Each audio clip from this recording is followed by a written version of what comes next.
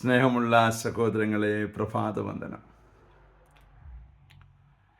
ഇന്നത്തെ സുവിശേഷത്തിൽ ഈശോ പറയുന്ന മനോഹരമായ വാക്കാണ്, ഞാനാണ് നിങ്ങളെ തെരഞ്ഞെടുത്തത്.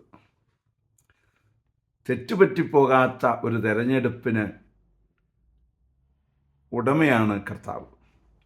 നമ്മളൊക്കെ തിരഞ്ഞെടുത്താൽ ആ തിരഞ്ഞെടുപ്പ് ചിലപ്പോൾ തെറ്റിപ്പോയതായിട്ട് വരും. എന്നാൽ ഈശോയ്ക്ക് ഒരിക്കലും തെറ്റുപറ്റില്ല. തിരഞ്ഞെടുത്തത് നിന്നെയാണെങ്കിൽ എന്തോ ഒരു കാര്യമുണ്ട്. നീ ആ തിരിച്ചറിവുണ്ടായാൽ മതി, എന്നെ ഈശോ തിരഞ്ഞെടുത്തു എങ്കിൽ എവിടെ പോകാനും ഞാൻ തയ്യാറാണ്. ഏത് പ്രതിസന്ധിയിലൂടെ കടന്നു പോകുമ്പോഴും ഈ ഒരു വചനം ഓർക്കണം, ഞാൻ തിരഞ്ഞെടുക്കപ്പെട്ടവനാണ്, ദൈവത്താൽ തിരഞ്ഞെടുക്കപ്പെട്ടവനാണ്. എന്തോ ഒരു വലിയ മിനിസ്ട്രിയിലൂടെ ദൈവം എന്നെ ഒരു കാര്യം ഏൽപ്പിച്ചിരിക്കുന്നു. അതിൻ്റെ വഴിയെ ഞാൻ യാത്ര പോവുകയാണ്.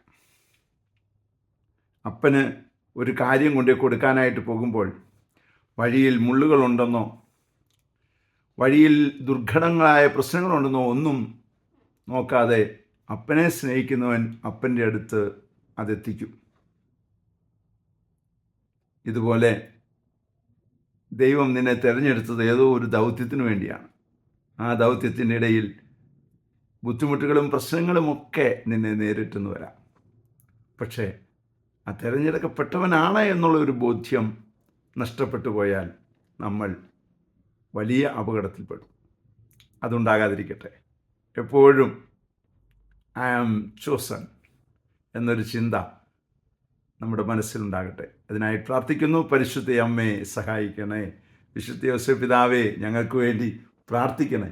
പരിശുദ്ധാത്മാവേ, എഴുന്നള്ളി വരണേ. പരിശുദ്ധ പരമ ദിവ്യകാരണത്തിന് എന്നേരവും ആരാധനയും സ്തുതിയും പുകഴ്ചയും ഉണ്ടായിരിക്കട്ടെ. ആമേൻ. നമ്മുടെ കർത്താവായ യേശുക്രിസ്തുവിന്റെ കൃപയും പിതാവായ ദൈവത്തിന്റെ സ്നേഹവും പരിശുദ്ധാത്മാവിന്റെ സംസർഗവും സഹവാസവും സ്നേഹവും ശക്തിയും കൃപയും എല്ലാ അനുഗ്രഹങ്ങളും സമൃദ്ധമായി നിങ്ങൾ ഏവരോടും കൂടെ ഉണ്ടായിരിക്കട്ടെ, ഇപ്പോഴും എപ്പോഴും എന്നേക്കും. ആമേൻ.